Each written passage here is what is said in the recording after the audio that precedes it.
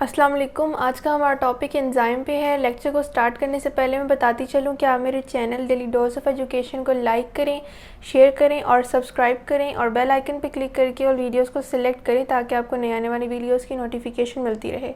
तो कल हमने एंजाइम का प्रोटीन पार्ट डिस्कस किया था। प्रोटीन पार्ट में हमने देखा था उसकी कॉम्पोजिशन, हमारे पास ग्लोबुलर प्रोटीन्स हैं और ग्लोबुलर प्रोटीन्स में हमारे पास जो अमाइनो एसिड के हमारे पास स्मॉलेस्ट यूनिट से बनी होती हैं और उनकी टर्शरी कन्फर्मेशन होती है, तो उसमें जो है कुछ एक्टिव साइट्स होती हैं जो कि चार्ज्ड एरिया होता है और वो चार्ज भी हमारे पास आर ग्रुप जो अमाइनो एसिड के फार्मूला में मौजूद है उसमें उसकी वजह से ही होता है। और एंजाइम की स्पेसिफिसिटी और कुछ इसके इंट्रोडक्शन पे हमने बात की थी, इसकी डिस्कवरी, और हमने देखा था कि एंजाइम जो है वो हमारी लाइफ में क्या एक बेनिफिशियल रोल प्ले करते हैं।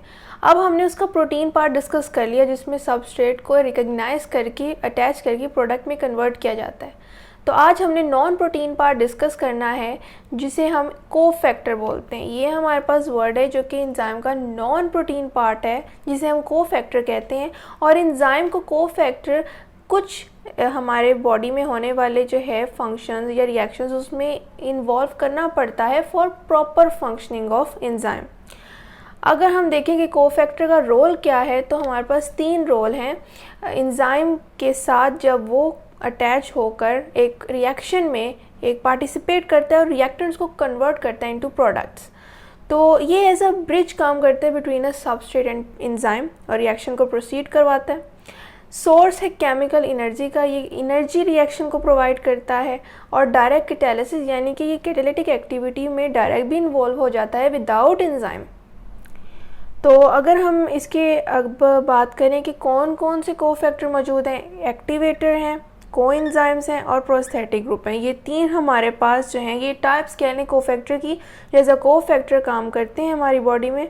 और अब हमने देखना है इन तीनों में डिफरेंसेस क्या है। मेन डिफरेंस हमने देखना है जो कि हमारे एमसीक्यूज़ के पॉइंट ऑफ व्यू से बहुत इंपॉर्टेंट है।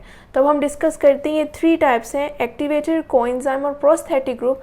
और ये इन तीनों cofactor as a cofactor act करते हैं हमारी बॉडी में। तो हमने देखना है कि इनकी नेचर एक दूसरे से कितनी डिफरेंट है और सिमिलर है, और साथ ही साथ देखने कि एंजाइम के साथ किस तरह अटैच होते हैं। तो ये हमने कंपैरिजन के तौर पे यहाँ पर 3 कॉलम्स ड्रॉ किए हैं, एक्टिवेटर, कोएंजाइम और प्रोस्थेटिक ग्रुप का। और ये तमाम फीचर्स एक दूसरे से रिजेंबल जो हैं वो हमने एक दूसरे के बिल्कुल सामने लिखे हैं।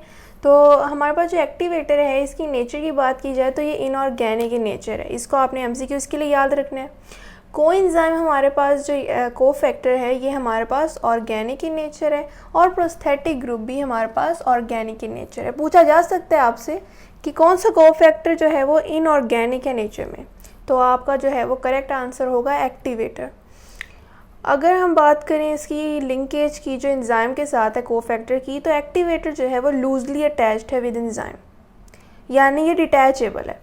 और कोएंजाइम भी लूजली अटैच विद एंजाइम ही है, इस वजह से मैंने यहाँ पर इसको नहीं लिखा दोबारा से। और ये भी डिटैचेबल है, ये अलग हो सकता है एंजाइम के साथ after performing it's activity.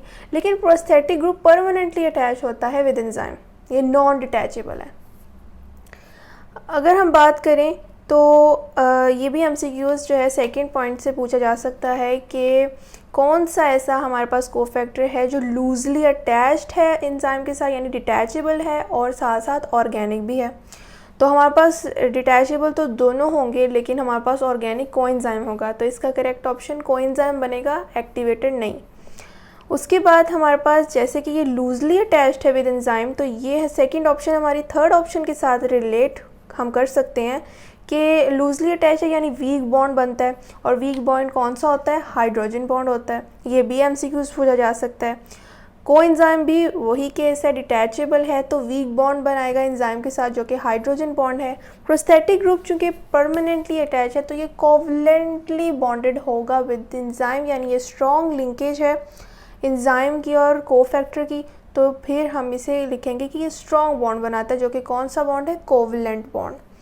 Example के तौर पे हम बात करें तो मेटालिक और नॉन मेटालिक आयंस जो हैं वो एज ए एक्टिवेटर काम कर रहे होते हैं। और जो हमारे पास क्लोराइड आयन है वो सिलिवरी एमाइलेज एंजाइम के लिए एज एन एक्टिवेटर काम कर रहा होता है। ये एमसीक्यूज़ के पॉइंट्स हैं जो कि नोट डाउन करने वाले हैं कि पूछा जाएगा कि क्लोराइड आयन किस एंजाइम के लिए या इस एंजाइम के लिए किस तौर पे काम करता है। तो इस तरह के एमसीक्यूज़ आ सकते हैं।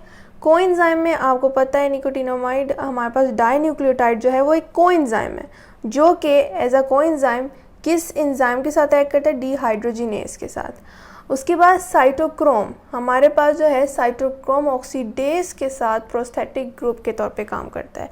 तो ये हमारी कुछ एग्जांपल्स थी जो हमने डिस्कस कर ली लास्ट में, और ये था आज का हमारा टॉपिक जिसमें हमने एंजाइम के नॉन प्रोटीन पार्ट को डिस्कस किया जो कि हमारे पास कोफैक्टर थे, उनके रोल्स और उनकी कुछ टाइप्स और उनकी टाइप्स में होने वाली कुछ डिफरेंसेस और सिमिलैरिटीज़ जिसकी बेस पे नंबर ऑफ क्वेश्चंस आपसे पूछे जा सकते हैं।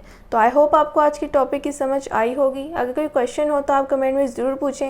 मैं फिर बताती चलूँगी, आप मेरे channel daily dose of education को लाइक करें, शेयर करें और सब्सक्राइब करें और बेल आइकन पे क्लिक करके और वीडियोस को सिलेक्ट करें ताकि आपको नए आने वाली वीडियोस की नोटिफिकेशन मिलती रहे। शुक्रिया, अल्लाह हाफ़िज़।